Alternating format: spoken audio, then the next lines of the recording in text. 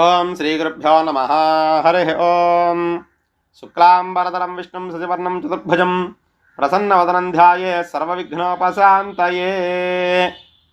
మీనరాశి వారికి ఈ ఫిబ్రవరి నెల ఏ విధంగా ఉండబోతోందో తెలుసుకుందాం. మీ జన్మ నక్షత్రం పూర్వాభాద్ర 4వ పాదం కానీ, ఉత్తరాభాద్ర 1, 2, 3, 4 పాదాలు కానీ, రేవతి 1, 2, 3, 4 పాదాలు అయినట్లయితే మీ జన్మరాశి మీనరాశి అవుతుంది.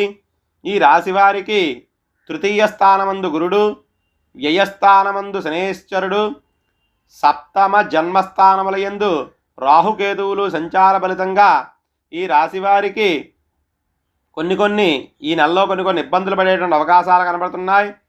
వ్యాపార వ్యవహారాలు అంతంత మాత్రంగానే ఉంటాయి. కొంత ధన నష్టం కూడా జరిగేటువంటి అవకాశాలు ఉన్నాయి. ఆర్థిక పరంగా అనుకూలమైన సమయం కాదు.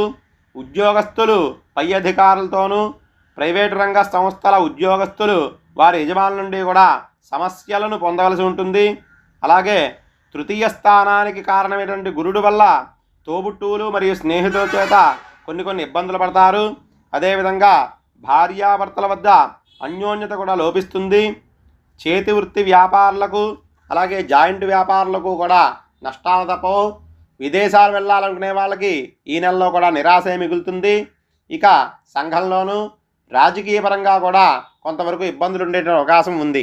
ఇంకా ఈ మీనరాశి వారికి జాతకరీత్యా గోచారరీత్యా కూడా బాగుండాలంటే వీళ్ళు ఒక 5 శుక్రవారాలు అమ్మవారి ఆలయానికి వెళ్ళి ఆ అమ్మవారికి పూజ చేయించినట్లయితే అంతా శుభప్రదంగా ఉంటుంది.